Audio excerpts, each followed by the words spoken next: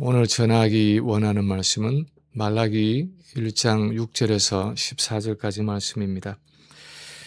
내 이름을 멸시하는 제사장들아, 나 만군의 여호와가 너희에게 이르기를 아들은 그 아버지를, 종은 그 주인을 공경하나니 내가 아버지일진데 나를 공경함이 어디 있느냐? 내가 주인일진데 나를 두려워함이 어디 있느냐 하나?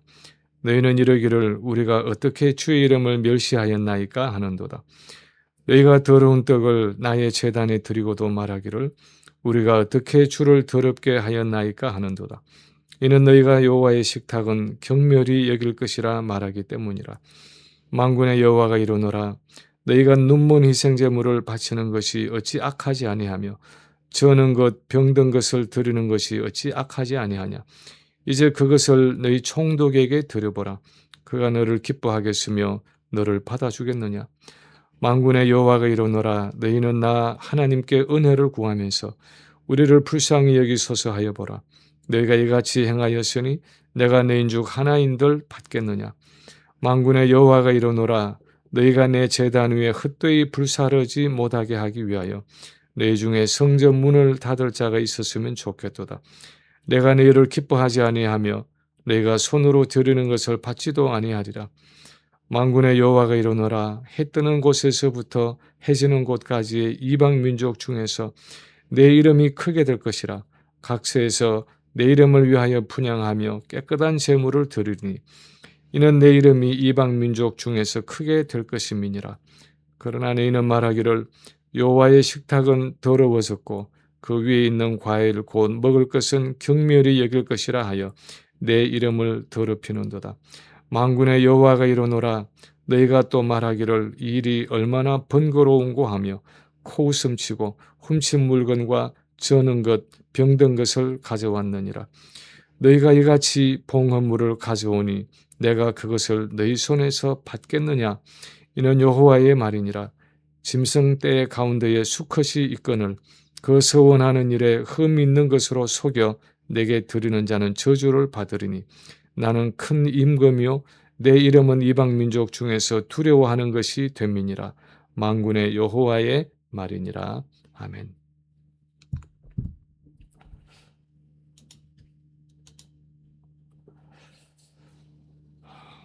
지난 6월 달에 오마하에 사는 둘째 아들이 7살이 되어가는 손자를 데리고 우리 집을 방문한 적이 있었습니다. 바다가 없는 내륙에 살고 있는 손자에게 아무래도 바다 구경을 좀 시켜주는 것이 좋을 것 같아서 집에서 한두 시간 떨어진 비치로 데리고 갔습니다. 오랜만에 바다를 보는 이 손자가 아직도 물이 차가운데 수영복을 입고 물속에 들어갔습니다. 그리고는 혼자 파도 타기를 시작했습니다. 물이 허리쯤 들어오는 곳에 들어가서 밀려오는 파도에 몸을 부딪히면서 노는데 한 번씩 큰 파도가 오면 곤두박질 치면서 물을 먹기도 하고 파도에 밀려서 몇 걸음 뒤로 밀려났다가 또 파도가 밀려가면 또 앞으로 몇 걸음 나가고 하면서 혼자 열심히 노는데 가만히 보니까 자리를 깔고 앉아있는 우리 자리에서 점점 더 왼쪽으로 밀려가고 있었습니다. 바람이 왼쪽으로 불고 파도가 비스듬하게 치면서 한 번씩 파도가 밀려올 때마다 아이가 조금씩 우리가 있는 곳에서 벗어나고 있었습니다. 그러더니 한참 후에는 너무 떨어져서 우리 눈에 잘 보이지 않을 정도로 거리가 떨어진 왼편의 바닷가에서 파도 타기를 하고 있었습니다. 아무래도 불안해서 일어나서 데리러 갔더니 손자가 이야기했습니다. 할아버지 할머니 그렇게 하지 않으려고 하는데 파도가 자꾸만 나를 밀어서 이쪽으로 왔어요 하고 대답을 했습니다. 가끔씩 손자가 와서 놀고 간 그 때를 그 시간을 기억하면서 이런 생각이 들 때가 있습니다. 우리 신앙생활이란 것도 그렇지 않을까? 나도 모르게 파도에 밀려서 점점 더 원래 있던 자리를 벗어나서 엉뚱한 곳에 와 있는 것이 가능하듯이 자꾸만 세속의 파도에 밀려서 하나님 앞을 조금씩 떠나서 엉뚱한 모습으로 신앙생활을 하고 있는 것이 가능하지 않을까. 그래도 그 아이는 자기가 할아버지 할머니가 있는 곳에서 멀어지고 있다는 사실을 알고 있었으니까 다행인데, 만약 그것도 모르고 내 마음대로 신앙생활을 하고 있다면 얼마나 위험한 일인가. 내가 하나님을 얼마나 떠나 있는지, 하나님의 기준에서 얼마나 벗어났는지도 모르는 채 살아가고 있다면 그것이 얼마나 위태롭고 심각한 일인가 하는 생각을 해보게 되었습니다.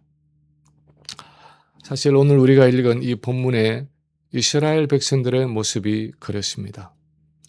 자기들은 하나님을 떠나 있다는 사실을 전혀 몰랐지만 하나님은 그들이 얼마나 멀리 떠나 있는지를 아시고 책망하시면서 깨우치고 있는 것이 오늘의 본문입니다. 오늘 이 본문은 우리 신앙생활에 어떤 교훈을 주고 있습니까? 먼저 이 본문을 살펴보면 자기 언약 백성들의 신앙생활에 대해서 하나님이 문제를 제기하고 있는 것을 볼 수 있습니다. 자기 언약 백성들의 신앙생활에 대해서 문제를 제기하시는 하나님의 모습을 볼 수 있습니다. 6절에 보면 하나님이 유다 백성들에게 이렇게 말씀하십니다. 내 이름을 멸시하는 제사장들아, 나 만군의 여호와가 너희에게 이르기를 아들은 그 아버지를 종은 그 주인을 공경하나니 내가 아버지일진데 나를 공경함이 어디 있느냐? 내가 주인일진데 나를 두려워함이 어디 있느냐? 이스라엘 언약 공동체의 중심은 예루살렘 성이었고 예루살렘 성의 중심은 예루살렘 성전이었습니다. 그리고 그 성전의 중심은 바로 하나님께 올려지는 제사였습니다. 다시 말하면 언약 공동체인 이스라엘 백성들의 삶의 중심은 바로 하나님께 올려지는 예배와 제사였습니다. 그 예배와 제사를 통해서 하나님의 임재와 영적인 생명이 나오고 그 하나님의 임재로 인한 형통함이 있었습니다. 그런 오늘 본문을 보면 말라기 시대 언약 공동체의 제사와 예배에는 문제가 있었습니다. 그래서 하나님이 그 당시에 제사를 담당하고 있는 제사장들을 꾸짖어서 책망하고 계시는 것입니다. 그들은 형식으로는 여전히 제사와 예물을 하나님께 드리고 있었지만 정작 하나님이 요구하시는 하나님을 향한 사랑과 경외가 없었습니다. 제사와 예물을 가져오면서도 그 마음으로는 아들이 아버지를 공경하는 것만큼도 하나님을 공경하지 않고 있고 종이 주인을 두려워하는 만큼도 하나님을 두려워하지 않고 있었습니다. 이렇게 하나님을 향한 경외와 두려움이 없었기 때문에 결국 그들은 하나님께 최선의 제사와 예물을 드리는데 실패했습니다. 7절에 보면 더러운 떡을 하나님께 드렸고 8절에 보면 눈먼 희생제물을 바치고 저는 것 병든 것들을 하나님께 드렸습니다. 다시 말하면 하나님께 합당한 최선의 제사와 예물을 드리지 않았다는 것입니다. 하나님이 율법에서 정하신 흠없고 온전한 제물을 드리지 못했다는 것입니다. 가끔씩 오늘날 우리가 드리는 예배나 헌물에 대해서 예배나 봉사에 대해서 하나님이 어떻게 생각하실까 하는 질문을 해볼 때가 있습니다. 오늘날 우리가 하는 이 신앙생활에 대해서는 하나님이 뭐라고 말씀하실까 하는 생각을 할 때가 있습니다. 우리는 과연 하나님 앞에 합당한 예배와 헌신의 삶을 살아가고 있습니까? 우리는 우리의 예배와 삶의 최선을 하나님께 드리고 있습니까?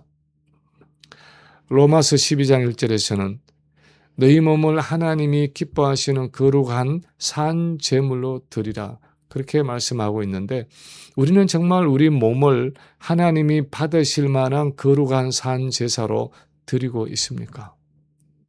매일 하는 우리의 생각이 하나님이 받으실 만한 거룩한 생각들입니까? 내가 사람들과 주고받는 말들이 하나님이 제물로 받으실 만한 거룩한 말들입니까? 내 손과 발로 하는 일과 행동이 흠없이 하나님께 드려질 수 있는 거룩한 제물이고 제사입니까? 우리는 우리 자신의 예배와 삶을 한번 돌아볼 필요가 있는 것입니다. 가끔씩 목사님들과 그런 이야기를 나눌 때가 있습니다. 코비드가 우리 신앙생활에 가져온 영향력이 어떤 것인가 하는 것입니다. 우리가 드리고 있는 온라인 예배를 하나님이 어떻게 생각하실까 하는 것입니다.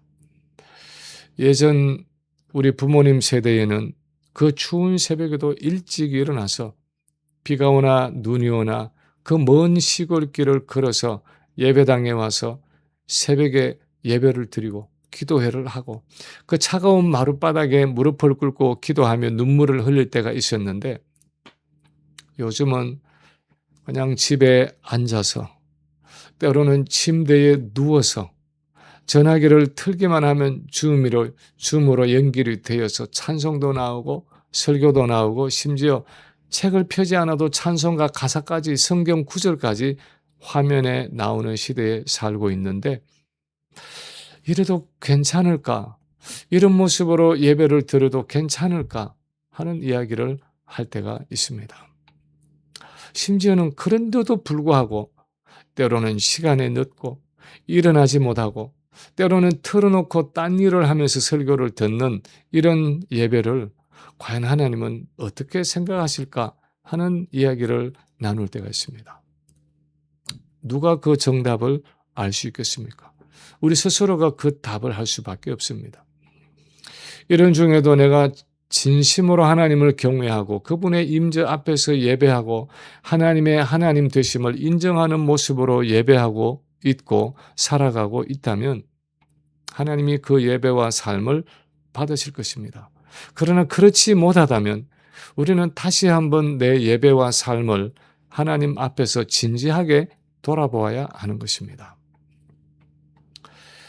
두 번째로 오늘 본문은 또한 이런 하나님의 문제 제기에 대한 언약 백성 이스라엘의 답변을 담고 있습니다. 하나님의 문제 제기에 대한 언약 백성 이스라엘의 답변을 하나님이 기록하고 계십니다. 6절에 보면 내 이름을 멸시하는 제사장들아, 나 만군의 여호와가 너희에게 이르기를 아들은 그 아버지를 종은 그 주인을 공경하나니 내가 아버지일진데 나를 공경함이 어디 있느냐? 내가 주인일진데 나를 두려워함이 어디 있느냐? 하는 질문에 대해서 너희는 이르기를 우리가 어떻게 주의 이름을 멸시하였나이까 하는도다 하고 기록하고 있습니다.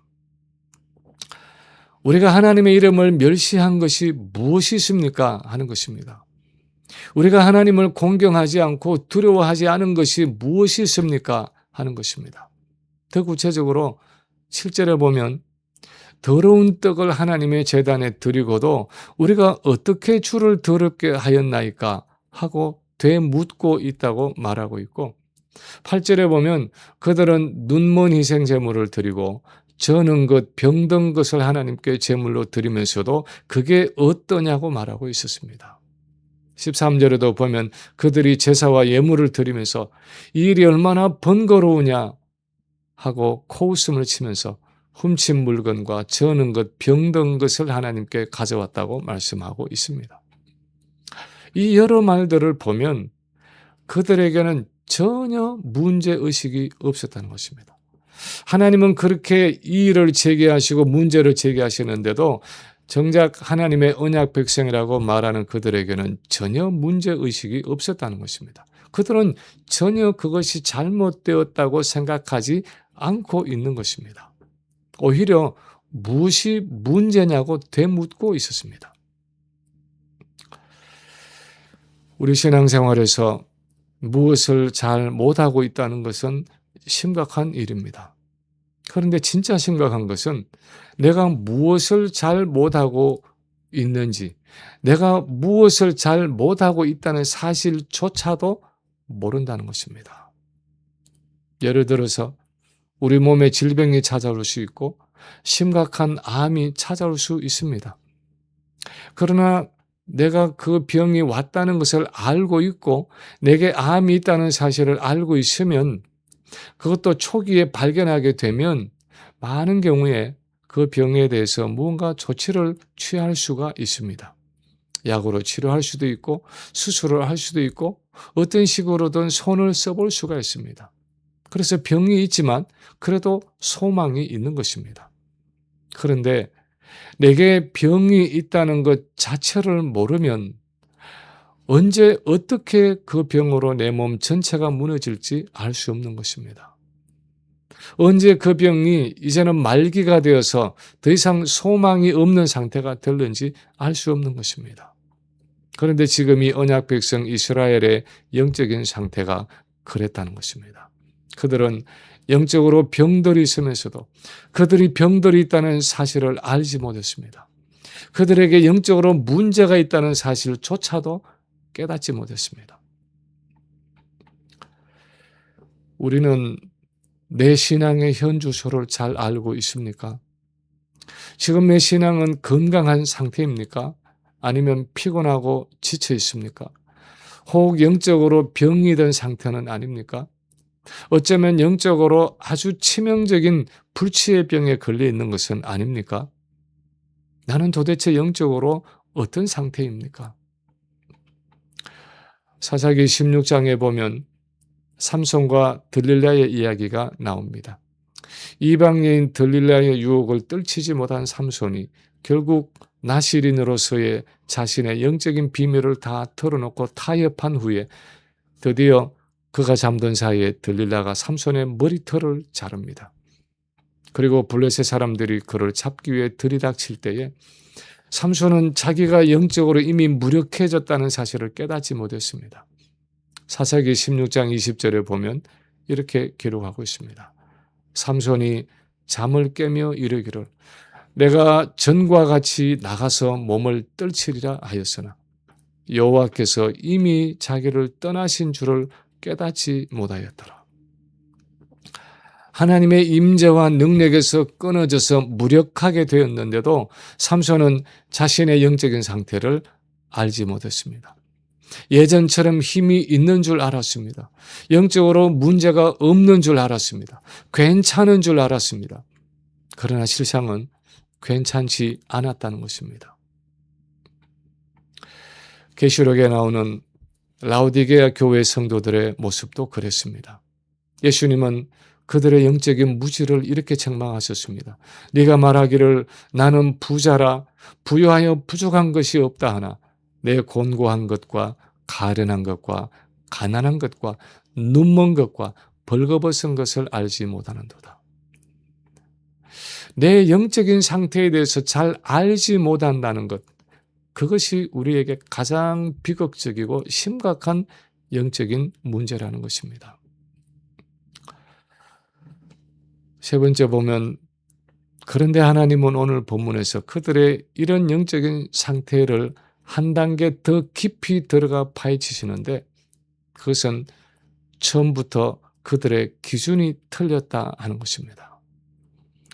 이런 영적인 상태가 온 그 근본적인 원인은 처음부터 그들의 기준이 틀렸다는 것입니다.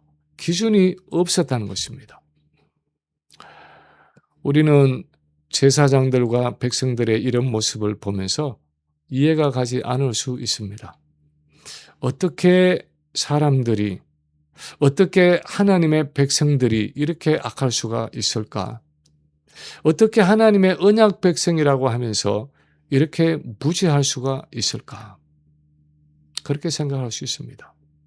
그런데 하나님은 그들이 가진 문제의 가장 깊은 원인을 오늘 본문 안에서 진단해 주고 계십니다. 7절 후반에 보면 이는 너희가 여호와의 식탁은 경멸히 여길 것이라 말하기 때문이라 하고 말씀하십니다. 너희가 여호와의 식탁은 경멸히 여길 것이라고 말하기 때문이다 하고 말씀하십니다. 이것이 무슨 말입니까? 그들이 여호와의 제사상을 경멸히 여길 것, 다시 말하면 경멸히 여겨도 괜찮은 것으로 생각한다는 것입니다. 이렇게 대충 드려도 괜찮다라고 생각하는 것입니다. 아니, 이렇게 좀 제사 드리면 어때? 어차피 사용하지 못할 가축인데 다리를 저는 동물, 제물로 좀 바치면 어때? 제물로 드리는 데는 상관없지 않나? 어차피 병든 짐승은 오래 못 갈 텐데 미리 제물로 잡아서 드리면 어때? 눈먼 동물? 어차피 키우기 힘든데 잡아서 제사나 드리지 뭐. 대충 내 상황에 맞게 실용성을 따져서 남들이 다 하는 것처럼 그렇게 드리면 되지. 그렇게 힘들고 까다롭게 신앙생활을 해 하면서 자기 주관대로 내 마음 내키는 대로 대충 하나님을 섬기고 있었다는 것입니다. 하나님을 향한 사랑에서 식어진 그들의 문제는 하나님을 섬기는 일에 기준을 잃었다는 것이었습니다.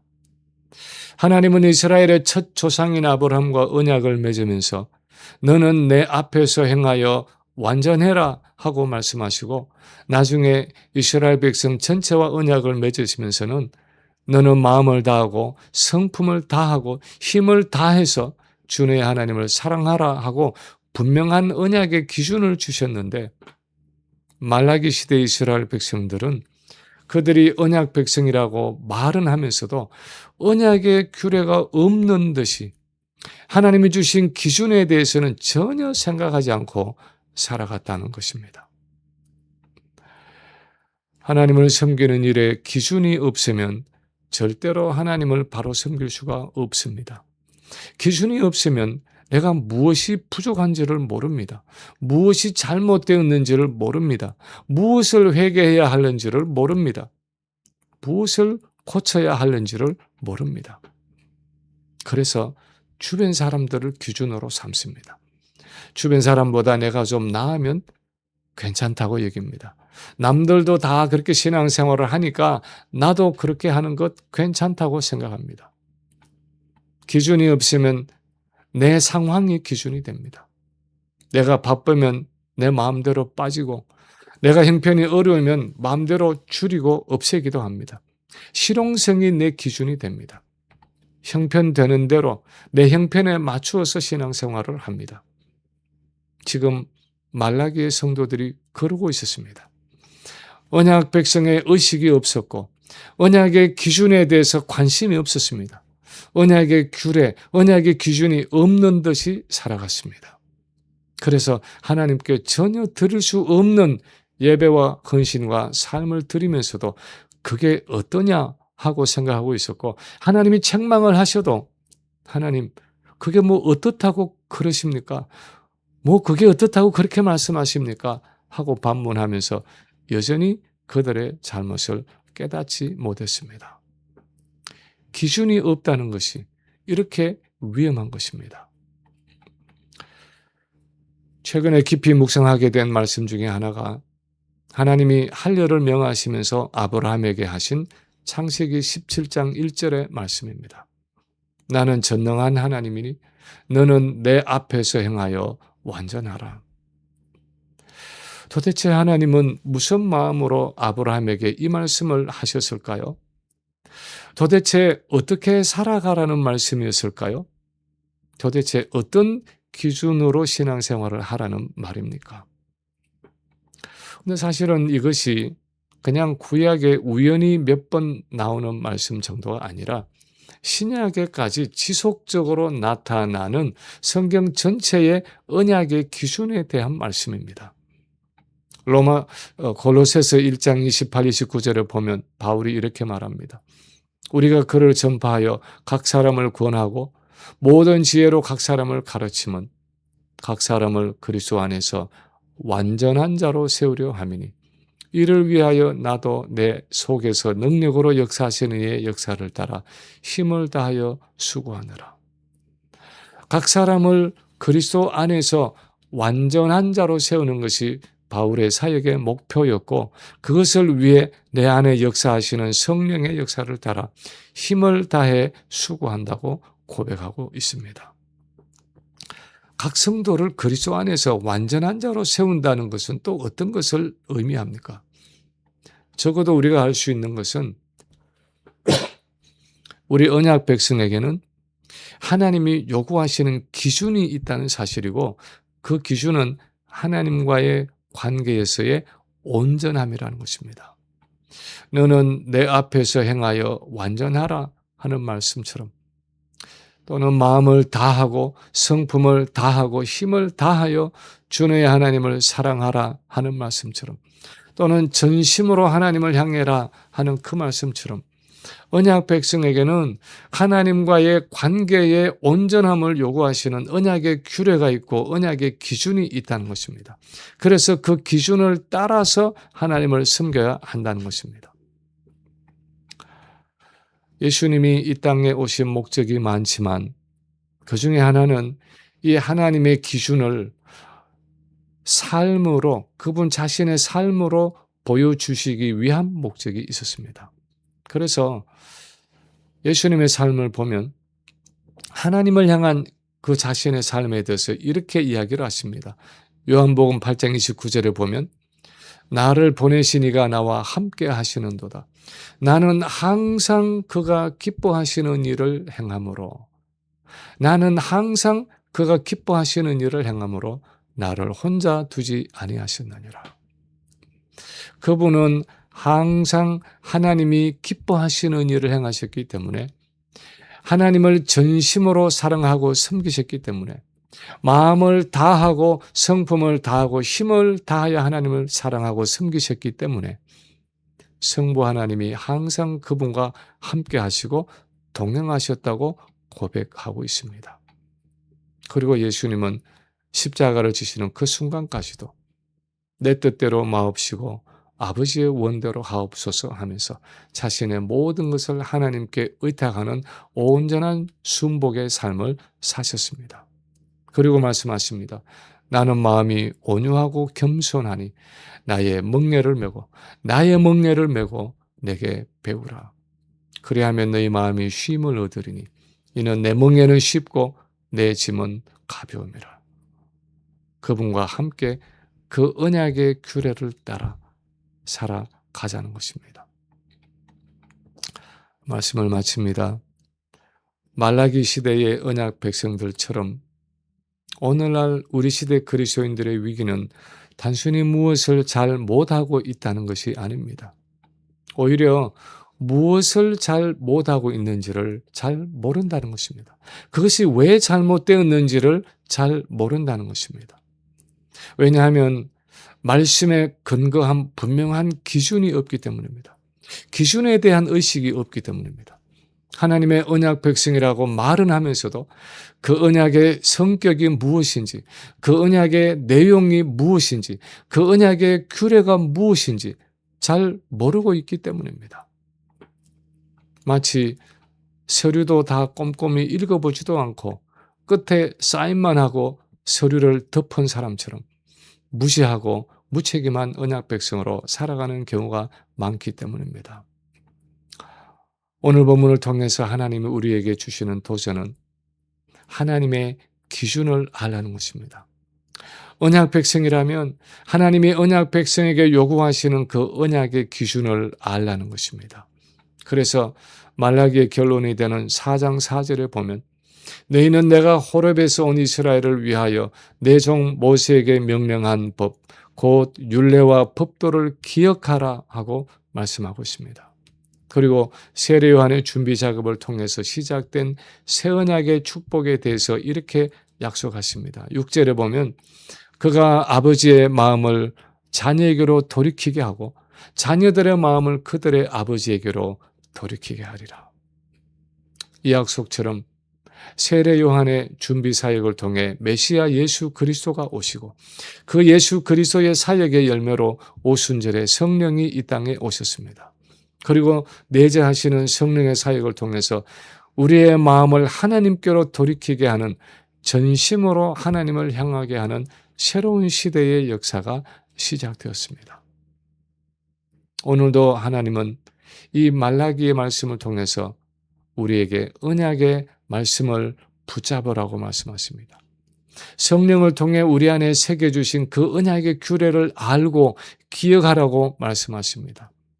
이제 그 성령의 은혜와 역사를 통해서 전심으로 하나님을 사랑하고 하나님과의 온전한 교제 속으로 나아오라고 말씀하십니다. 오늘도 이 예배와 성찬을 통해서 이 언약의 축복 속으로 나아가는 우리 모든 성도들이 되시기를 주님의 이름으로 간절히 축원합니다.